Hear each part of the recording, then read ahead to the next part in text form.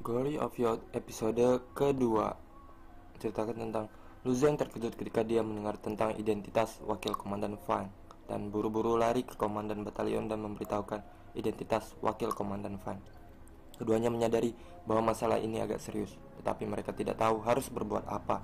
Mendengar wakil komandan Fang sedang mengobrol dengan para prajurit, Lu Zheng bergegas untuk melihat mengkhawatirkan apa yang mereka katakan. Tapi dia tidak menyangka akan melihat wakil komandan Feng dan para prajurit melakukan push up.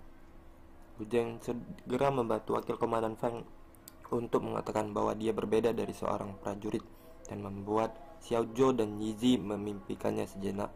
Wakil komandan Feng harus melangkah lebih jauh daripada pull up dan instruktur bergegas ke kafetaria untuk membuat makanan mereka sedikit lebih kaya dan lebih rumit.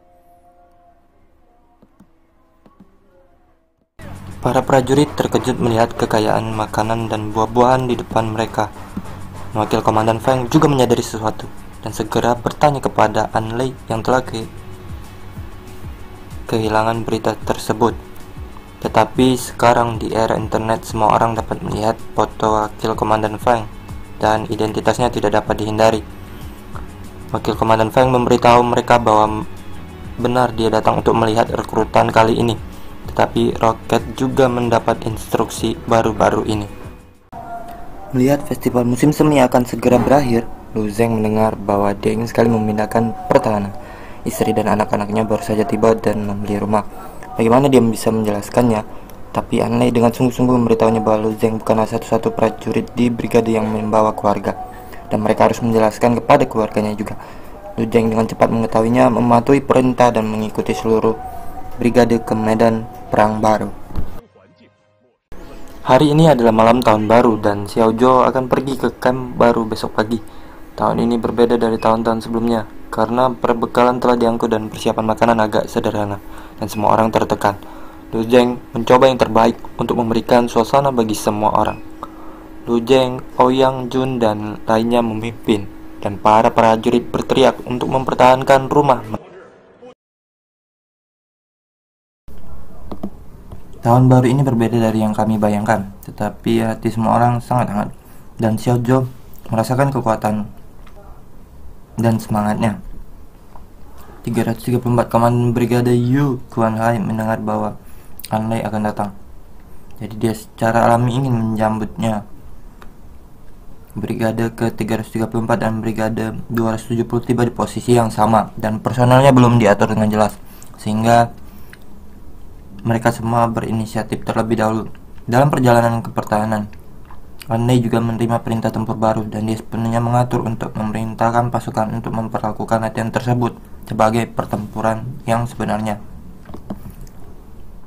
Di dalam mobil, Xiao Zhou dan yang lainnya melihat ke tempat-tempat yang semakin jauh dan menjadi lebih tertekan. Ouyang Jun berkata bahwa tidak mengherankan jika Rocket berada di tempat seperti itu. Wang Wenlai, psikolog di Rumah Sakit Umum Angkatan Darat Rocket, melaporkan bahwa dia akan bertanggung jawab atas masalah psikologis para prajurit selama periode ini. Wenlai masih sedikit khawatir tentang tidak mentap dengan baik, jadi dia meminta Wang Wen untuk pergi ke wisma terdekat terlebih dahulu. Wang Wen ingin mengikuti mereka ke ruang tunggu, tapi di sini mereka tidak mengetahui situasinya. Jadi komisaris politik memintanya untuk pergi ke camp pertama terlebih dahulu. Autentikasi masuk dan keluar dari gudang siaga tidak mengenali orang. Bagaimanapun, itu adalah area terlarang rahasia militer, dan Wang Wen hanya dapat berkompromi. Setelah memasuki perpustakaan siaga, Xiao Zhou, Ouyang Jun, Lin Anbang, dan Yi Jimeng sangat penasaran. An Lei memberitahu mereka bahwa ini bukan latihan, tetapi ini juga bukan perang, dan mereka tidak akan tahu sampai mereka menekan tombol. Wang Wen pergi ke camp dan bertemu dengan Wang Xiaomin, pemimpin regu di sini. Dia adalah sersan mayor pertama di ketentaraan untuk pertama kalinya dalam beberapa tahun, jadi dia tidak tahu harus menyebutnya apa. Dokumen itu bernama Feng Shui Tuan Wang Xiaomin. Dia adalah seorang veteran yang telah menjadi tentara selama bertahun-tahun, dan dia menyukai angsa dan anjing. Ruang siaga dibagi menjadi ruang tamu dan area pertempuran. Semua orang mengunjunginya dengan rasa ingin tahu. Pengawas memberitahu mereka bahwa tugas mereka kali ini adalah belajar hidup. Mereka masih sangat kecewa ketika mendengar bahwa mereka tidak dapat mengakses peralatan tersebut. Xiaozhou dan Ouyang Jun dipanggil oleh Anlei dan mereka sangat gugup. Anlei sangat mengagumi mereka dan bertanya mengapa mereka menyerahkan 500 kompi yang kuat kepada pasukan roket.